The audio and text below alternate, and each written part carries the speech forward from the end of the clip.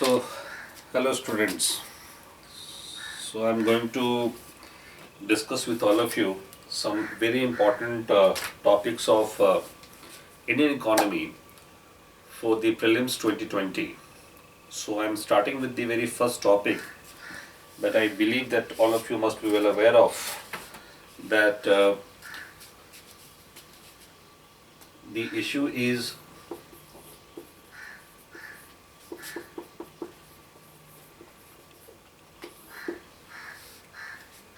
the bank merger.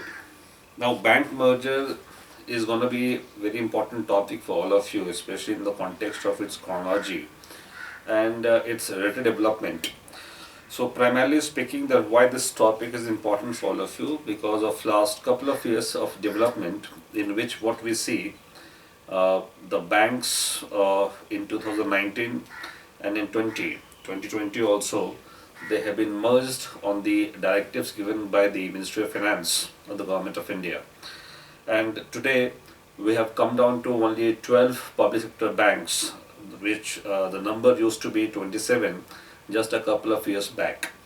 So 12 public sector banks, which actually has been created after 1st of April 2020, just a couple of days back. So indirectly, what we have to simply understand, that first and foremost, that which all banks have been merged with which all banks in fact, and secondly, what actually has been the chronology of this bank merger. Alright, so let me give you the first detail, that on 1st of April 2020, as per the government's directives, the banks have been merged, and now we are going to have only 12 public sector banks.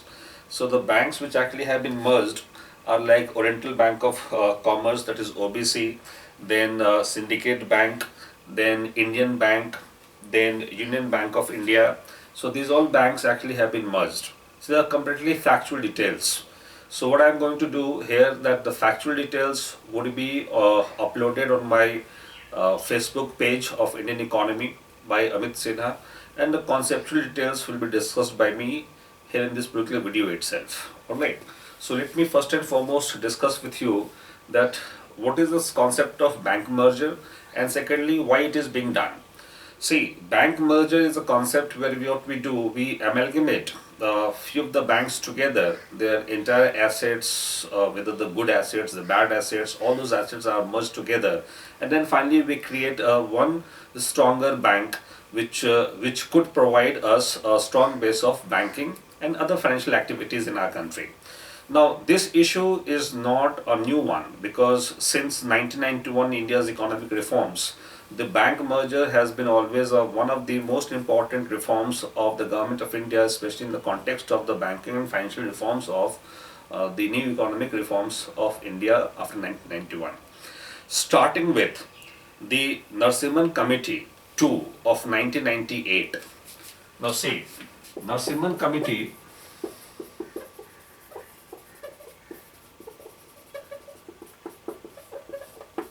2 of 1998 long back had already declared that we should go for the bank merger.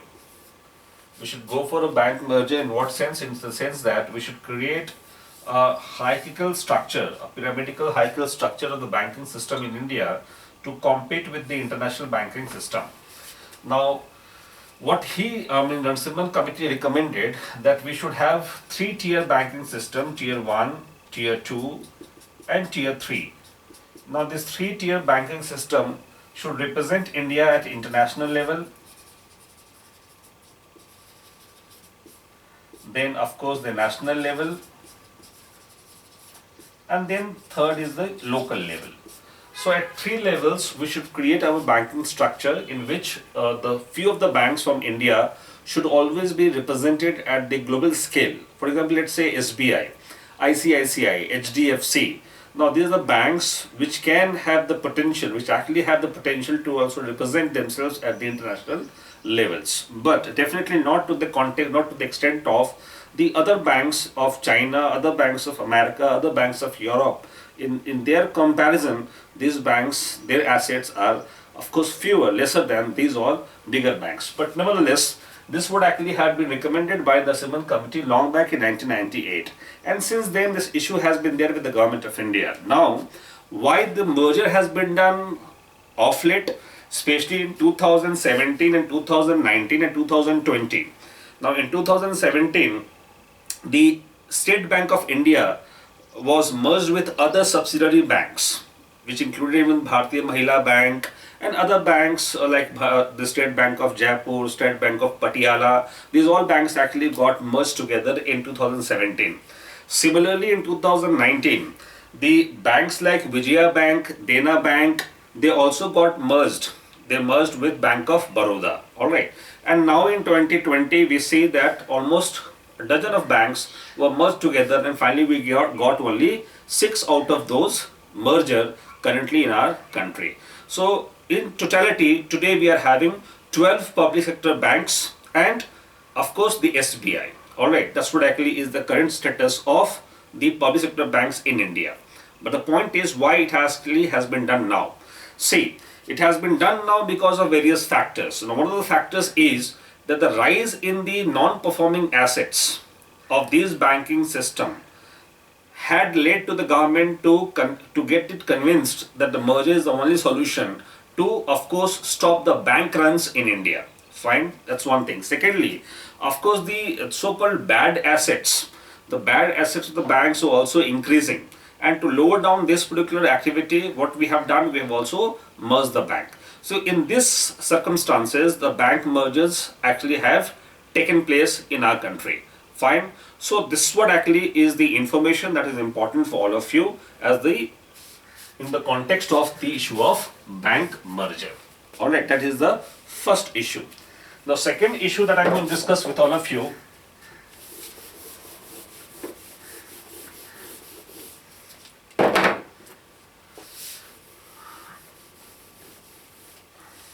would be another very important terminology with the banks only, that is the concept of shadow banking in India.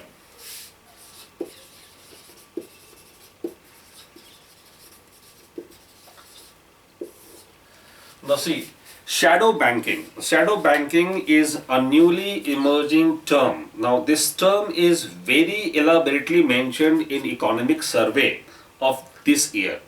So economic survey of this year has very clearly mentioned about a term called the shadow banking. Now what is shadow banking? See, we have two types of financial institutions in our country. One is the banking institutions, another one is the non-banking institutions. Fine. Now the banking institutions are those institutions which actually deal with the lending and borrowing along with issuing the checks. Fine. On the other hand, the non-banking financial institutions are those institutions which are dealing in one or the other respective areas of activities, either lending or borrowing. For example, LIC. Now, LIC is basically a non-banking financial institution in India. Now see, shadow banking. Now, shadow banking issue has cropped up because of one fundamental reason. And the reason is the failure of IL&FS. So, infrastructure, leasing and lending and financial services. Now, this particular non-banking financial company has failed last year, which has created a panic in the India's economic market, and because of that only the RBI was also put under question and some other agencies also under the dock because of this ILFS failure in last year itself. So accordingly, of course, the government started pondering upon that what could be the methods to control such kind of failures in future. In respect to that only, a concept of shadow banking has emerged. Now, what is shadow banking? Now, shadow banking are those financial institutions which are not purely functioning as a banking institution in India.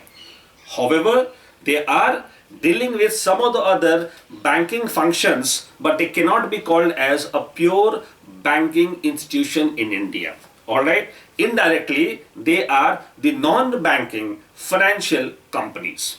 They are the non-banking financial companies or institutions working in India. Now, to control them, the RBI has been instructed by the government to monitor the functioning of these non-banking financial companies also, and in that context only, whatever legal, institutional and other structural changes are to be done, are required to be done, must be done as early as possible. So in respect to that only, a concept of shadow banking has emerged in India. That is the concept of shadow banking. The material on that would be given to you on my Facebook page. You can download from there itself. Okay, that is the second concept. Third is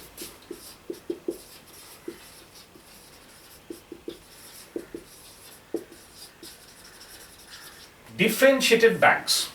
Now, differentiated banks are those banks which cater a particular you can say targeted area of course customers or area of economic activities. They are also popularly known as niche bank.